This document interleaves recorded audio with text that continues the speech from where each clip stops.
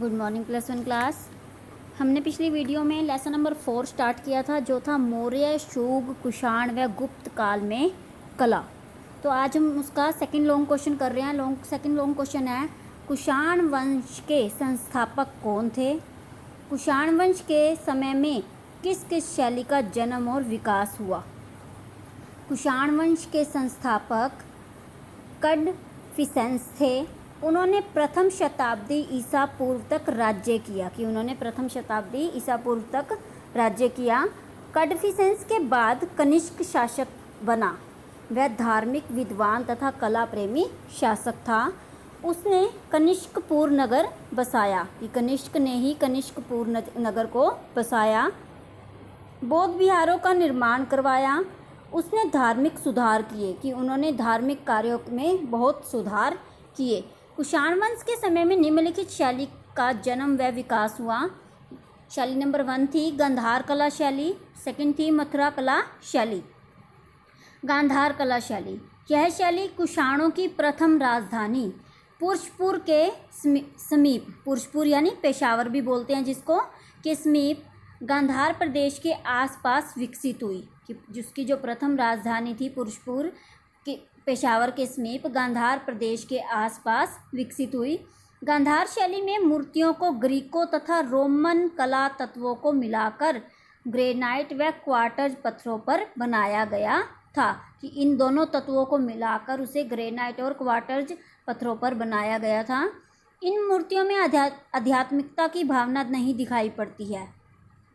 बुद्ध की मुख मुद्राएं या तो पर्याप्त कठोर हैं या बहुत ही अधिक माधुर्य युक्त हैं, यानी कि उन्हें कहीं कहीं तो बहुत ही कठोर रूप में दिखाया गया और कहीं कहीं उन्हें बहुत ही सॉफ्ट रूप में दिखाया गया है। इस कला शैली के माध्यम से उत्तम पश्चिमी सीमांत प्रदेश में बौद्ध धर्म व्यापक रूप से प्रचार हुआ।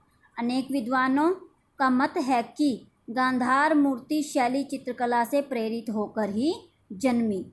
कि कई विद्वानों का यही मत है कि गांधार मूर्ति शैली जो थी चित्रकला से प्रेरित होकर ही आगे पनपी, उन्नति पर गई।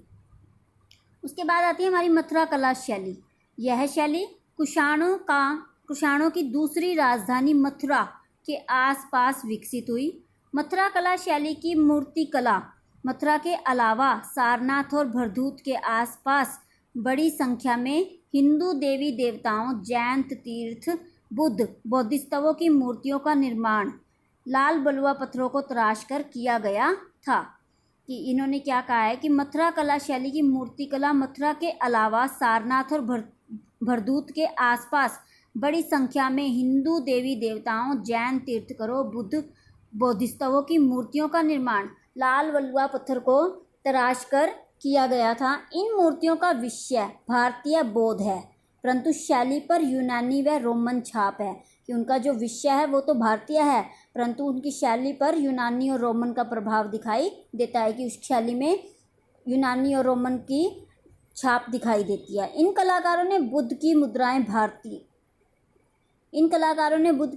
भारतीय दिखाई हैं, जैसे अभय मुद्रा, ज्ञान मुद्रा, ध्यान मुद्रा या धर्मचक्र प्रवर्तन मुद्रा आदि। किंतु इन मूर्तियों में वस्त्र, वेशभूषा और अलंकरण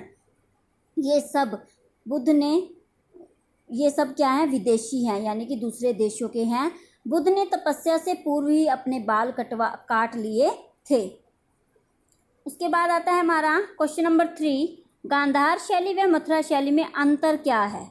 कि गांधार शैली और मथुरा शैली में क्या अंतर दिखाया गया है? गांधार शैली में मूर्तियों को ग्रीकों व रोमन कला तत्वों में मिलाकर ग्रेनाइट व क्वार्टर पत्थरों पर बनाया गया था।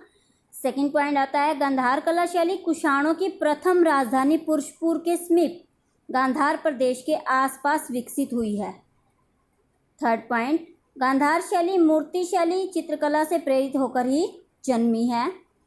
4, गांधार शैली के विदेशी कलाकारों ने तपस्या में लीन बुद्ध प्रतिमा के घुंघराले केश दिखाए हैं। कि गांधार शैली में उनके जो बाल हैं वो घुंघराले दिखाए गए हैं। गांधार शैली में बुद्ध की मुख्य मुद्राएं या तो बिल्कुल पर्याप्त कठोर हैं या बिल्कुल ही माधुर्य युक्त हैं। उसके बाद आता है मथुरा कला शैली की मूर्तियों को लाल बलुआ पत्थरों से तराश कर बनाया गया है, और जबकि उनको गांधार शैली में ग्रीको और रोमन तत्वों को मिलाकर बनाया गया था। मथुरा कला शैली कुषाणों की दूसरी राजधानी मथुरा के आसपास विकसित हुई। थर्ड पॉइंट है हमारा, मथुरा शैली की मूर्तियों का विषय भारतीय बौद्ध है। इन शैलियों पर यूनानी व रोमन की छाप मिलती है।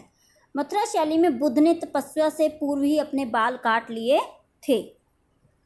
मथुरा शैली में मुद्राएं भारतीय हैं, जैसे अभय मुद्रा, ज्ञान मुद्रा, ध्यान मुद्रा, धर्म चक्र प्रवर्तन मुद्रा आदि। यही हमारी शैली में दोनों में अंतर बताया गया है। इसको आपने अच्छे से लर्न करना है।